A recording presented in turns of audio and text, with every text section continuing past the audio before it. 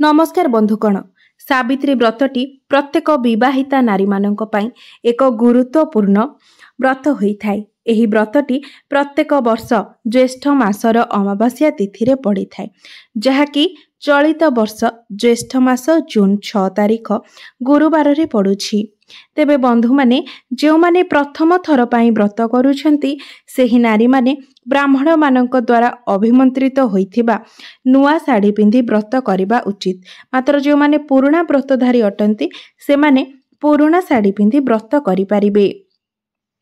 सावित्री व्रत प्रत्येक विवाहिता सधवा नारी माने करि परिबे। सावित्री व्रत रे नाली रंगर साड़ी चूड़ी पूजा करा जाए। आपण माने व्रत रे नाली रंगर जिनिस व्यवहार करिबा अत्यंत शुभ बोली माना जाय थाए। जदि आपण पार्वतींकर पूजा करूछंती तेबे सेथिरे आपण कला रंगर शंखा पूजा करि परिबे। तेबे सावित्री व्रत रे केउ रंगर व्रत पूजा करा जाए? बंधु माने सावित्री व्रत रे हलदिया एवं नाली रंगर व्रत पूजा करिबा उचित एवं सावित्री व्रत को आपण सर्वदा निजर डाहाण हाथ रे पिंधिबा उचित। सावित्री व्रत दिन आपण देवी सावित्री, माँ लक्ष्मी, माँ पार्वती को पूजा करि परिबे एवं प्रभु नारायण एवं शिव शंकरंकर पूजा मध्य करि परिबे। तेबे सावित्री व्रत रे जमर देवतांकर पूजा करा जाय ना नहीं? राजा सत्यवानकर जीवन फेराई देइथिले जेतेबेले धर्मराज जम, सेतेबेले रानी सावित्री सेथिपाई जम देवतांको पूजा करिथिले। तेणु आपण माने जदि चाहिबे तेबे जमंकर पूजा मध्य आपण सावित्री व्रत दिन करि परिबे। एपरि करिबा द्वारा मध्य आपणकर स्वामींकर लंबा जीवनर आशीर्वाद मिली थाए। तेबे बंधु माने सावित्री व्रत काहेकि पालन करा जाय थाए?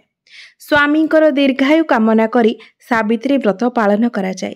जणे सधवा नारी बंचिथिबा पर्यंत हातरे शंखा सिंदूर रहिबा पाई एवं अहिशलक्षणी हेबा पाई एही व्रत पालन करा जाय थाए। सावित्री व्रत रे आपण कोन खाइबा उचित? सावित्री व्रत दिन आपण प्रत्येक फल खाइ परिबे, फलर जूस पी परिबे, सागु पणा पी परिबे, गजा मुग, गजा बुट इत्यादि खाइ परिबे, किंतु आपण पाक खाद्य खांतु नाही। एपरिकी से दिन आपण चा पीबा मध्य अनुचित अटे।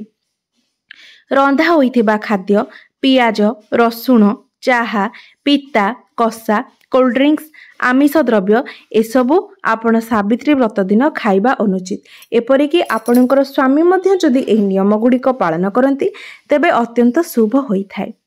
बंधु माने सावित्री व्रत आमे माने केउठी पालन करिबा शुभ होय? सावित्री व्रत अनेक लोक निजर घरे ही करिथांती। किछि लोक बर गछ मूलरे किंबा ओस्त गछ मूलरे करिथांती। आउ केतेक जगारे घरे शिलुपुआरे हळदी लगाई सेथिरे मांकर प्रतिमा तैयारी करी ताहाकू पूजा करा जाय थाए।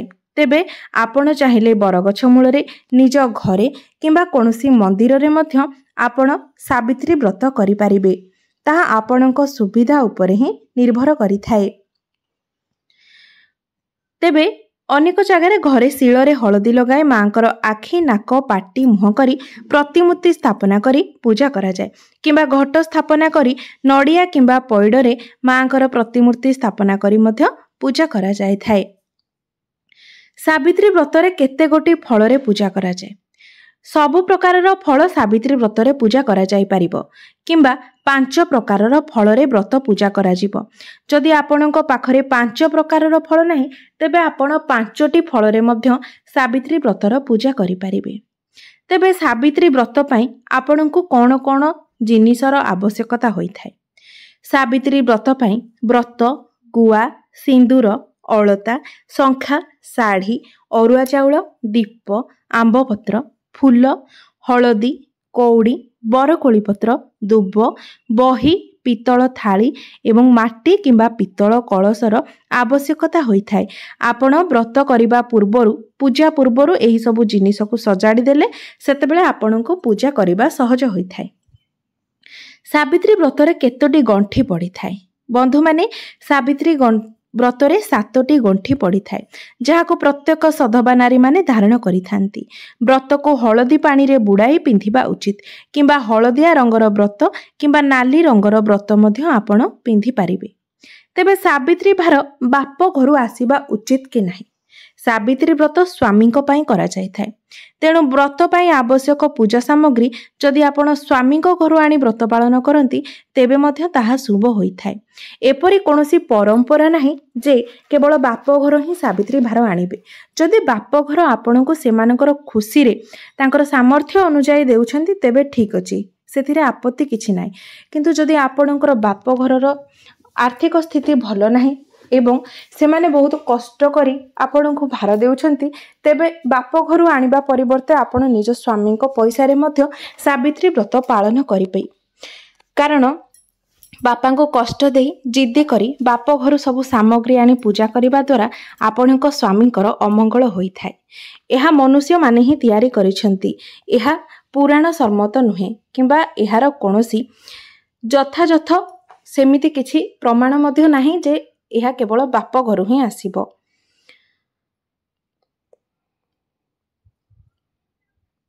ସ୍ୱାମୀଙ୍କୁ ସାବିତ୍ରୀ ପୂଜା ଦିନ ପୂଜା କରାଯାଇଥାଏ କି? ବ୍ରତ ଦିନ ସ୍ୱାମୀଙ୍କୁ ସମ୍ମାନ କରିବା ଉଚିତ, ତାଙ୍କର ଆଶୀର୍ବାଦ ନେବା ଉଚିତ, କଟୁ କଥା କହିବା ଉଚିତ ନୁହେଁ। କେବଳ ସାବିତ୍ରୀ ବ୍ରତ ଦିନ ହିଁ ନୁହେଁ, ଆପଣ କେବେ ବି ନିଜର ସ୍ୱାମୀଙ୍କୁ କଟୁ କଥା କହିବା ଉଚିତ ନୁହେଁ କିମ୍ବା ଅସମ୍ମାନ ମଧ୍ୟ କରିବା ଉଚିତ ନୁହେଁ।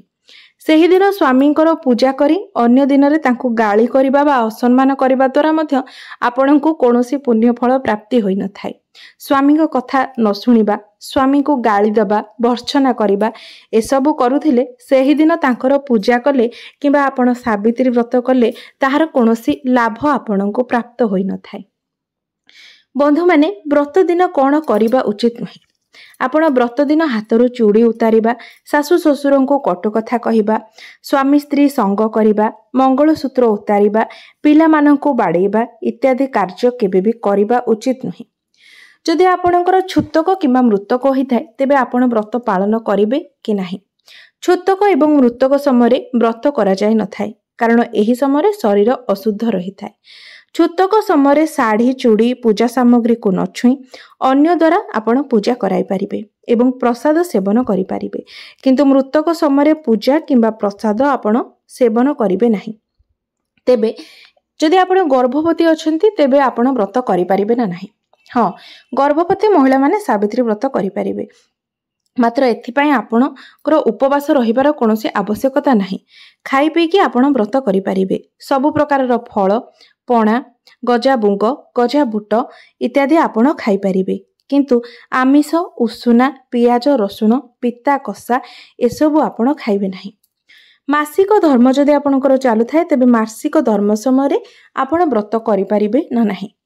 ମାସିକ ଧର୍ମ ସମୟରେ ଆପଣ ବ୍ରତ କରିପାରିବେ, କିନ୍ତୁ କୌଣସି ପୂଜା ସାମଗ୍ରୀକୁ ଛୁଇଁବେ ନାହିଁ କି ନିଜେ ପୂଜାରେ ମଧ୍ୟ ବସିବେ ନାହିଁ।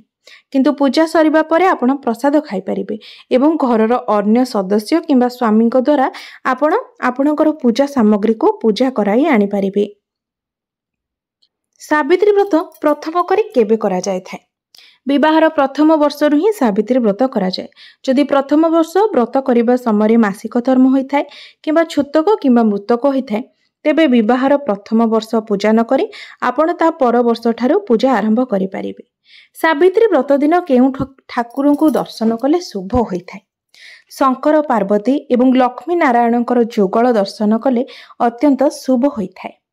ସାବିତ୍ରୀ ବ୍ରତଟି ଆପଣ କେଉଁ ଦିନ ନିଜ ହାତରୁ ଖୋଲିପାରିବେ? ବ୍ରତ ସରିବା ପରଦିନ ଗାଧୋଇ ସାରି ଘରର ଠାକୁରଙ୍କୁ ପୂଜା ସାରିବା ପରେ ଆପଣ ବ୍ରତକୁ ଖୋଲିବେ ଏବଂ ନଦୀ କିମ୍ବା ପୁଷ୍କରିଣୀରେ ଆପଣ ତାକୁ ବିସର୍ଜନ କରିପାରିବେ। ନଚେତ୍ ଯଦି ନଦୀ କିମ୍ବା ପୁଷ୍କରିଣୀ ନାହିଁ ତେବେ ଆପଣ କଦଳୀ ଗଛ ମୂଳରେ ମଧ୍ୟ ସେହି ବ୍ରତକୁ ପୋତି ଦେଇପାରିବେ। ସାବିତ୍ରୀ ବ୍ରତ ସରିବା ପରେ ଆପଣଙ୍କର କ'ଣ କରିବା ଉଚିତ? ପୂଜା କରି ଆଣିଥିବା ଶଙ୍ଖା, ଶାଢ଼ୀ, ସିନ୍ଦୁର, ଅଳତା ପିନ୍ଧି ସ୍ୱାମୀ ଏବଂ ଘରର ସମସ୍ତ ଗୁରୁଜନମାନଙ୍କ ଠାରୁ ଆଶୀର୍ବାଦ ନେବା ଉଚିତ। ସ୍ୱାମୀ ଯଦି ନିଜ ଇଚ୍ଛାରେ ଆପଣଙ୍କୁ ପ୍ରସାଦ ଖୁଆଇ ବ୍ରତ ଭାଙ୍ଗନ୍ତି ତେବେ ବହୁତ ଭଲ ହୋଇଥାଏ। ବ୍ରତ ଦିନ ଯଦି ସ୍ୱାମୀ ଶଙ୍ଖା ସିନ୍ଦୁର ପିନ୍ଧାଇ ଦିଅନ୍ତି ତେବେ ଏହା ଅଧିକ ଶୁଭ ହୋଇଥାଏ। ତେବେ ବନ୍ଧୁମାନେ, ମୋର ଏହି ଭିଡ଼ିଓଟି ଯଦି ଆପଣମାନଙ୍କୁ ଭଲ ଲାଗିଥାଏ ତେବେ ଭିଡ଼ିଓଟିକୁ ଲାଇକ୍ କରି ଚ୍ୟାନେଲଟିକୁ ନିଶ୍ଚୟ ସବସ୍କ୍ରାଇବ୍ କରିଦେବେ ଏବଂ କମେଣ୍ଟ ବକ୍ସରେ ଜୟ ମା ସାବିତ୍ରୀ ନିଶ୍ଚୟ ଲେଖିବେ।